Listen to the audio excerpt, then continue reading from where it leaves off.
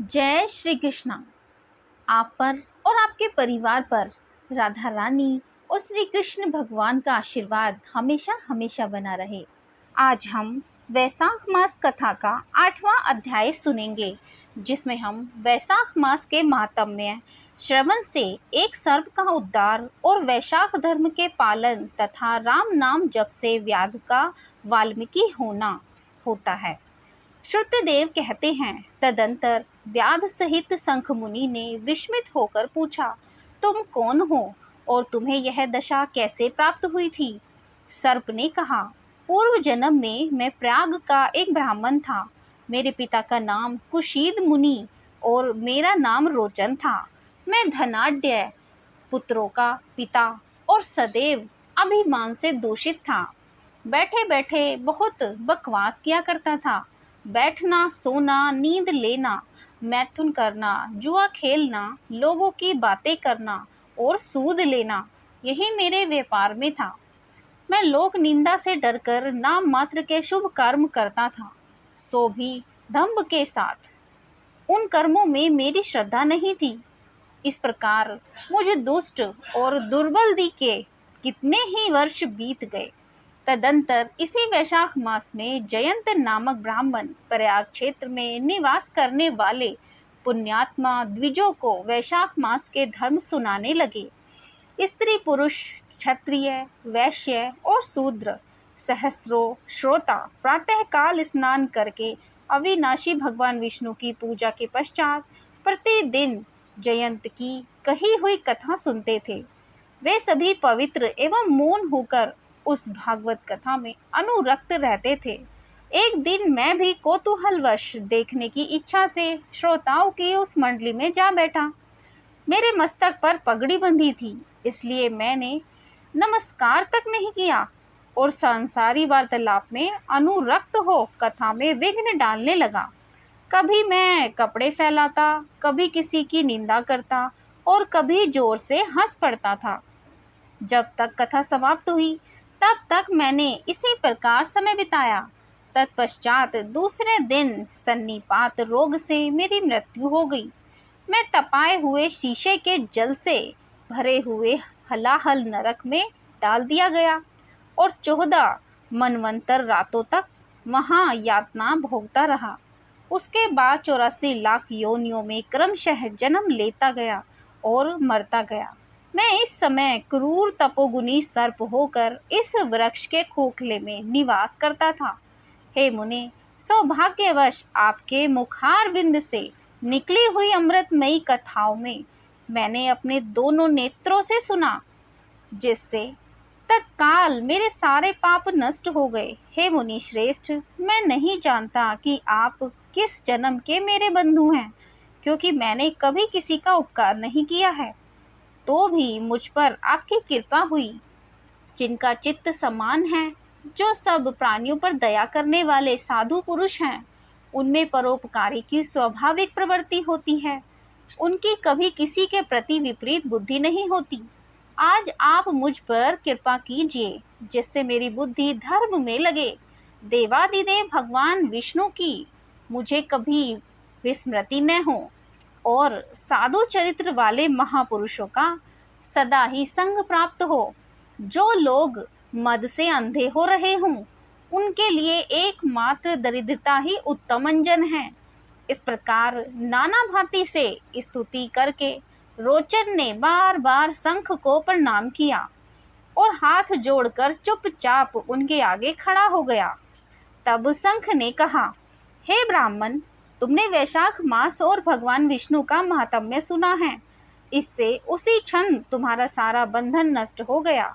द्विज श्रेष्ठ, परिहास, भय, क्रोध, द्वेष, कामना अथवा स्नेह से भी एक बार भगवान विष्णु के पापहारी नाम का उच्चारण करके बड़े भारी पापों भी रोग शोक रहित वैकुंठ धाम में चले जाते हैं। फिर जो श्रद्धा से युक्त हो, क्रोध और इंद्रियों को जीतकर सबके प्रति दया भाव रखते हुए भगवान की कथा सुनते हैं, वे उनके लोक में जाते हैं। इस विषय में तो कहना ही क्या है। कितने ही मनुष्य केवल भक्ति के बल से एकमात्र भगवान की कथा वार्ता में तात्पर्य हो अन्य सब धर्मों का त्याग कर देने पर भी भगवान विष्णु के परम पद को पा लेते हैं। भक्ति से अथवा द्वेष आदि से भी जो कोई भगवान की भक्ति करते हैं वे ही प्राण हारिणी पूतना की भांति परम पद को प्राप्त होते हैं। सदा महात्मा पुरुषों का संग और उन्हीं के विषय में वार्तालाप करना चाहिए।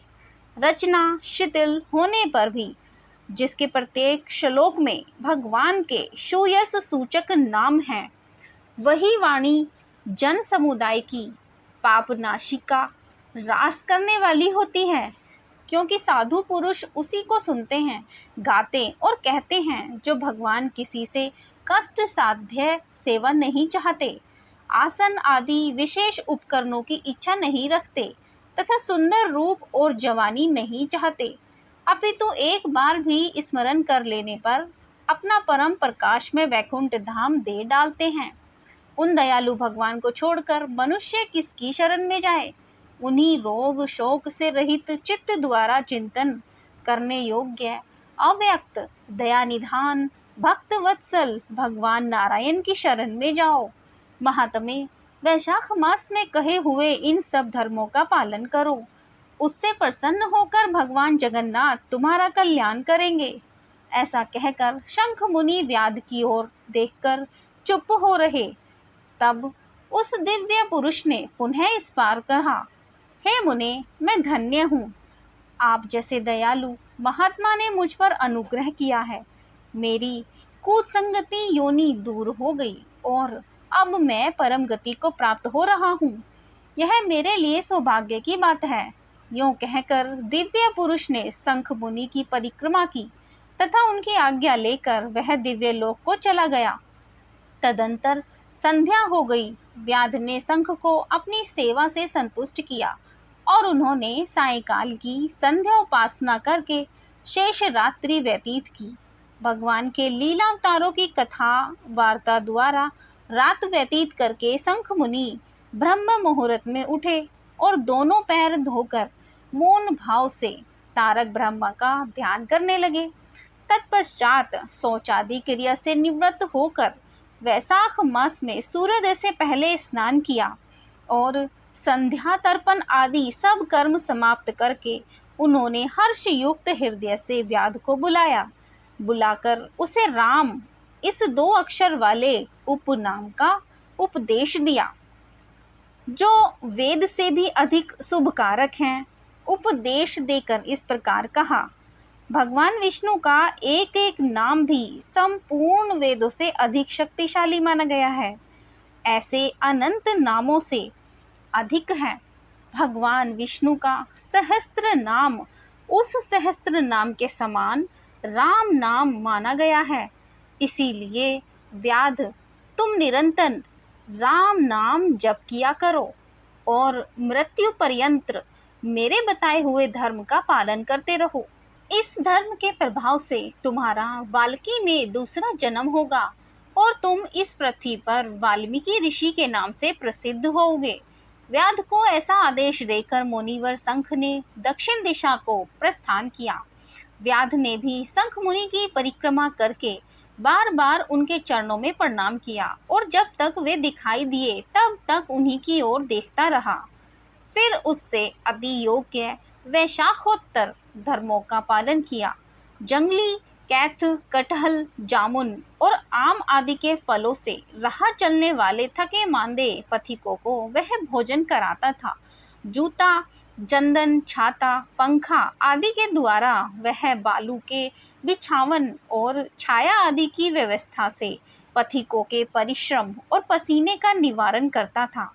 प्रातःकाल स्नान करके दिन रात राम नाम का जप किया करता था। इस प्रकार धर्म अनुष्ठान करके वह दूसरे जन्म में वाल्मीकि का पुत्र हुआ। उस समय वह महायशस्वी वाल्मीकि के नाम से विख्यात हुआ। उन्हीं वाल्मीकि जी ने अपनी मनोहर प्रबंध रचना द्वारा संसार में दिव्य राम कथा को प्रकाशित किया, जो समस्त कर्म बंधनों का उच्छेद करने वाली है। मिथिलापते, देखो वैशाख का महात्म्य कैसा ऐश्वर्य प्रदान करने वाला है। जिससे एक व्याध भी परम दुर्लभ ऋषि भाव को प्राप्त हो गया। यह रोमांचकारी उपाख्यान सब पापों का नाश करने वाला है। जो इसे सुनता और सुनाता है वह पुनः माता के स्तन का दूध पीने वाला नहीं होता है, अर्थात वह फिर से जन्म नहीं लेता है। वैशाख मास कथा का 8वां अध्याय पूर्ण होता है। यह कथा सुनने के लिए आप सभी का धन्यवाद। आप सभी का दिन शुभ हो। आप सभी खुश रहें, स्वस्थ रहें, बहुत ही प्रसन्नचित्त रहें। आप सभी का धन्यवाद।